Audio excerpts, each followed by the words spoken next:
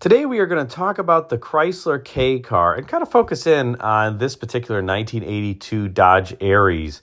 And we'll show some pictures of other K cars.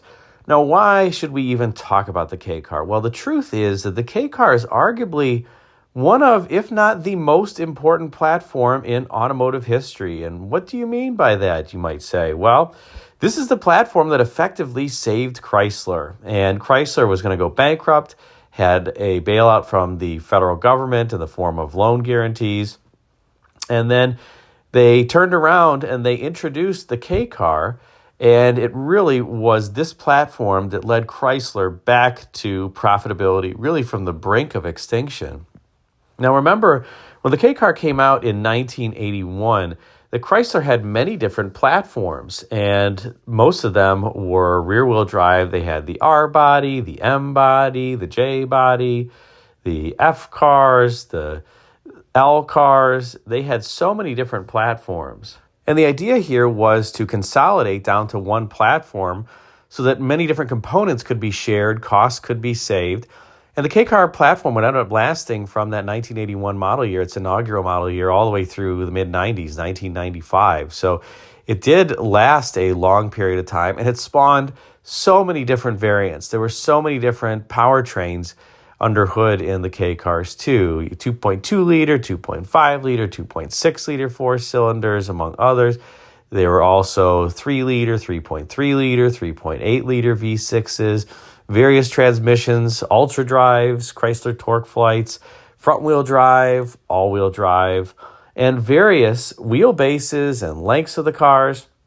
If you got the front-wheel drive Chrysler Imperial, it was a longer car than, as an example, this Aries. You had the coupes, the two-door coupes, the four-door sedans, the station wagons, the minivans, the convertibles. It just spawned so many different variants from one particular platform. It really is amazing. And you can imagine, like I said, that just saved Chrysler tremendous money, consolidating all the platforms that I was mentioning, the F cars, the L cars, the J cars, the M cars, and the R cars, the R bodies, into this singular platform. Now let's discuss a little bit about the styling history of these K cars, and using this Aries as an example of this, because I think it's quite an interesting history. Now, if you look at this car in side profile, it's obviously very boxy. This is a typical three-box design. You've got the hood, you've got the midsection with the passenger compartment, and you have the trunk. There is no attempt here at being a two-box design or a fastback. This is just a proud three-box design, and that kind of worked. Remember, this is a front-wheel drive, transversely mounted engine and transmission vehicle, and it has a relatively large trunk, 15 cubic feet as well, and you have a very tall greenhouse. Notice how tall the roof line is relative to the body. Large glass area as a consequence, so great outward visibility, especially with toothpick A-pillars. And if you look at the styling features of this, notice that the fender profile is relatively flat. It does have a slope to it, and the deck lid also does have a very, very slight taper. But it's almost like designers made a concession to do that. They wanted it to be flat, but it just would look too strange. I will say, look at the roof line. It is almost perfectly flat. GM really never did that. They always had kind of a slight droop as the roof line went rearward on their vehicles. It got more slight on some vehicles, but that was a very GM characteristic. This is almost proud in its upright stance.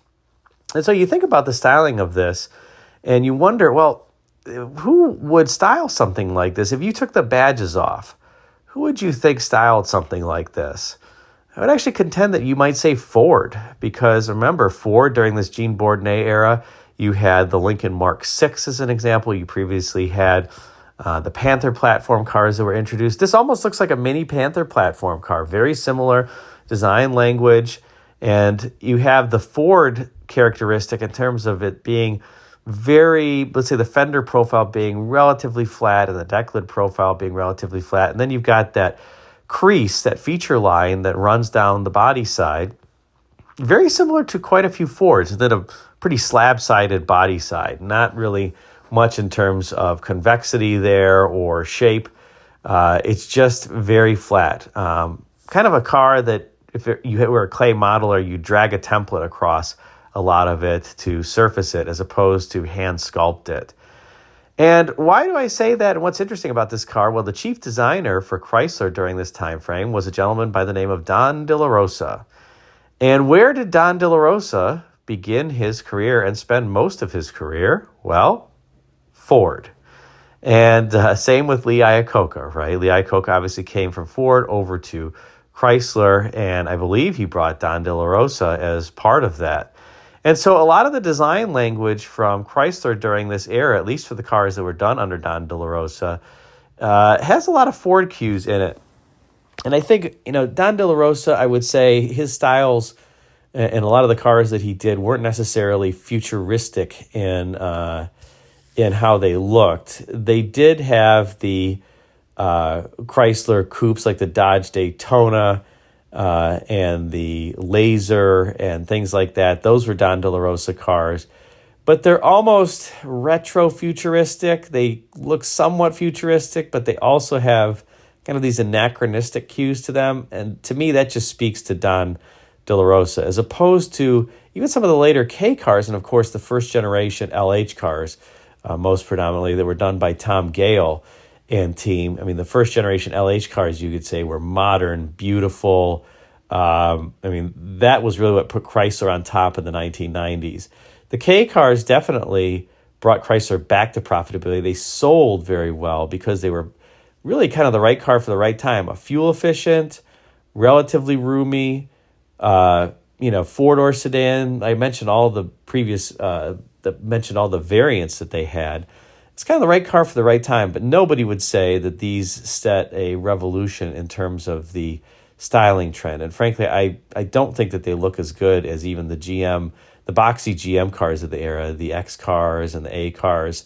I think GM did those a little bit better. But, here you have it. And what do I mean by GM, I think, did it better? I mean, obviously, this is my opinion during this era, but take a look at this rear three-quarter view of the 82 Dodge Aries. And notice things like even the wheel lip molding there. It's just so diminutive and almost apologetic in the way that it's placed on the car.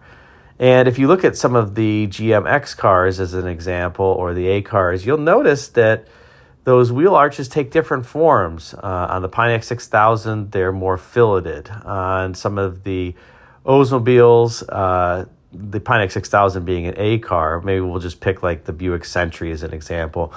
They have a bit more sculptural to them. They're round, they're more pronounced. So GM just kind of differentiated, I think, a little bit better and took some more time with the details versus Chrysler to think about it. I mean, this would kind of just be how you would design, I think, a wheel arch, just being standard. There's nothing atypical about it. Now let's look at this Aries Wagon for a moment, and another very, very boxy affair. It's almost like every angle on this car is a right angle. Even on the hood, look at the front here in this three-quarter view. There's that rise to the hood, and it kind of the form is created by a near right angle at that intersection between where the parking lamp lens is and where the grille starts. Look at the hood. And it just kind of rises up and then goes over and then back down again. It's just very precise, done with a ruler. And look at the bumper, even the corners of the bumper. They have almost no radius. It's almost like the radius was put there for safety so that if it impacted something a little bit off-center, that it wasn't going to hurt it. It's just kind of a out 90-degree turn, 90-degree turn back. And that's just so bizarre on these. And you don't see that on GM cars, certainly not Ford cars there. Remember, Ford, during this time frame, at least a couple years later, was introducing the Aerobird, the Tempo Topaz, the Taurus Sable, completely antithetical to everything that this stood for. So here you have a gentleman that was formerly in charge of Ford designing Chryslers in the old Ford style, kind of the Gene Bourdonnais style, and Ford, under Jack Telnack's leadership, doing the antithesis of this, the Aero style. And I just marvel, the more you look at this, the more you see the right angles in almost every aspect of this design. It's pretty humorous. GM didn't do that, even though their cars were boxy. in the 80s, this just would not be a car that GM designers would approve, I would say. Now let's return to this 82 Aries, and a couple things I'll point out. Notice also that you could see here how flat that belt line is. This is an absolutely flat belt line. It has no rise really to it. And of course the car has that tapered rear, but again, a very Ford feature of the era. So much so, in fact, that flat belt line and having that for the North America market was one reason why the Escort, when it came out in the early 80s, there was a different style for the North American Escort versus the European Escort, because Ford's North America design team mandated that it had to have a flat belt line. That was just a Ford trait. You notice the rear window divider here that separates the fixed portion of the glass from the portion that you can roll down, and how far forward it is. And you might think, well, it looks very different from GM, and that's because GM used to place those dividers where they looked visually appealing, not necessarily where they were functional and made the window go all the way down. Here, Chrysler was trying to make this functional so that you could actually lower the window. Most of the GM cars of the era, whether it's the X cars, the A cars, the C or H cars, you can't put the window all the way down in the rear. It kind of goes halfway down. So that was because GM designers wanted to place that divider bar where it looked good and not where it enabled you to put the glass all the way down. By the way, back on the subject of the right angles or the sharp angles, take a look even at the outside rear view mirror and its form, how sharp the angles are on the edge. Look at where the A-pillar meets the roof, how sharp that angle is. I mean, and also where the roof meets the C-pillar. It's just, at least designers were consistent here. And that every form, every angle was pretty sharp. I also enjoy the kind of generic wheel covers or wheels. I think that Chrysler did that so that they could interchange them amongst the various divisions and didn't have to spend money on a logo. It was kind of annoying to me, though. I always thought that you should be proud of the vehicle that you're putting out, and you have to have some identity to it beyond just the nameplate. But Chrysler had quite a few of the wheel covers during this era where I think they were just trying to save money, and they didn't have a logo, or they would say Chrysler on them, or they'd have the Pentastar logo, and that was it. So just an interesting time frame for Chrysler, born out of, frankly, a need to skimp and save and penny pinch. And one last look here at the side view of this Aries wagon. And again, that super flat belt line. I guess one of the things that it helps, that flat belt line along with the crease that's accentuated by the pinstripe on this car that runs the length of it, as well as the lower body side molding, which runs the length of it. It does visually telegraph to your eye that the car perhaps has more length than it really does. It kind of takes your eye down the car as opposed to it braking. So maybe that was an interesting technique that designers were trying to employ to make the car look longer than it really was. But again, this is obviously not a large car, certainly not in comparison to the previous generation K cars. But, well, I guess designers tried a few tricks in their boxy form.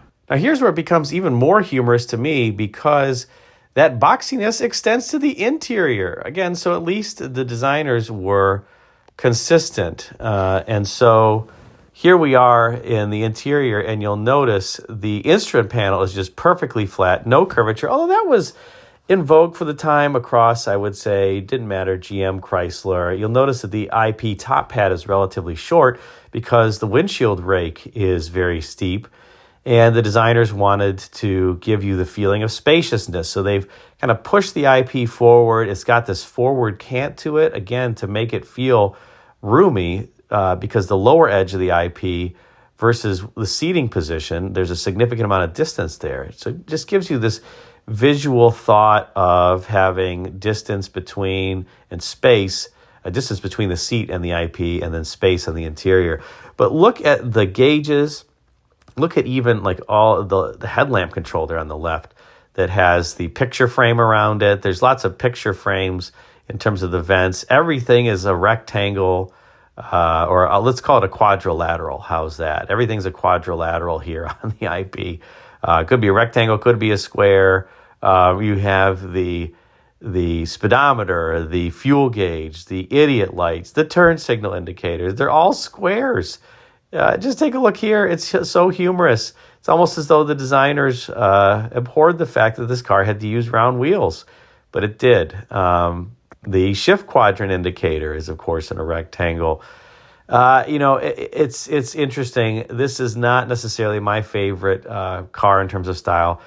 But I have to be honest, people are going to say, oh, you're crapping all over the K car and Chrysler and blah, blah, blah, blah. No, I'm just kind of commenting. It's so different from if you look at a GM vehicle, whether it's the interior theme or the exterior theme or a Ford vehicle, because they were doing, as I mentioned, the aerodynamic styling. And Chrysler was stuck in this philosophy, which GM was too, of making their big cars look small, their small cars look big. Keeping those same design cues, filling the box in terms of the design, have the fenders all the way out, the quarter panels all the way out.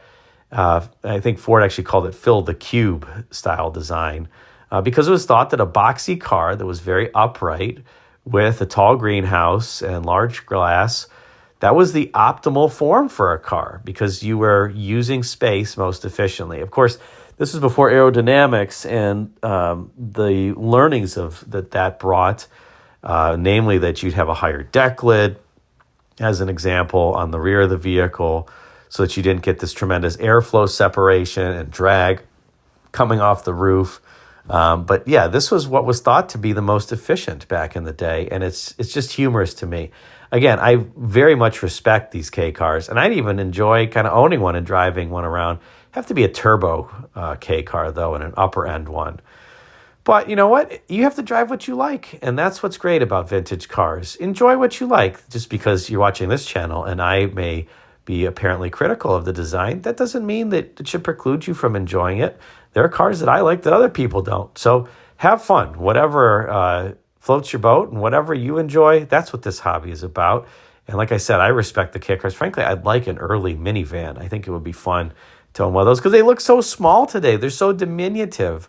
And yet they're so space efficient. They were brilliant in that. Chrysler was generally pretty brilliant when it came to packaging and interior space, particularly with respect to even, Ford sacrificed a little bit of that when they went with the aerodynamic styling.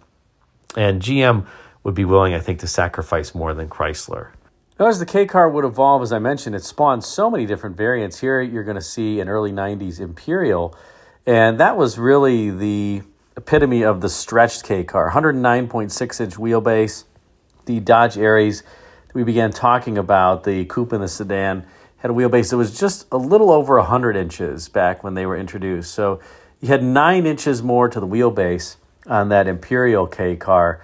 And it's kind of funny, Bob Lutz, who you know is a friend, and he related to me once that when they were developing the Imperial, that the chassis was so flexible that if in the development mules, they went over some railroad tracks or stiff bumps, the rear doors would pop open. So they had to brace the underbody of the car because they had just stretched the platform really to its limit. But again, a genius idea from Chrysler overall, a highly successful platform, arguably one of the most important platforms in all of automotive history, especially given that it turned around Chrysler and really laid the groundwork for enabling it to do those beautiful cars in the 90s. And for those who were around in the 1990s, Chrysler was at its peak, I would say.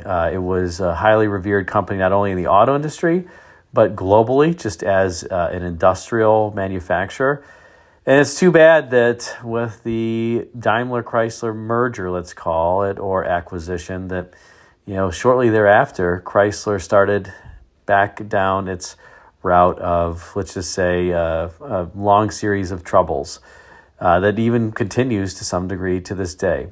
We hope that they do well, they make it, and it's great to have a big three in the U.S., and hopefully you learned a little bit more about the history of the K car. Thanks again for watching.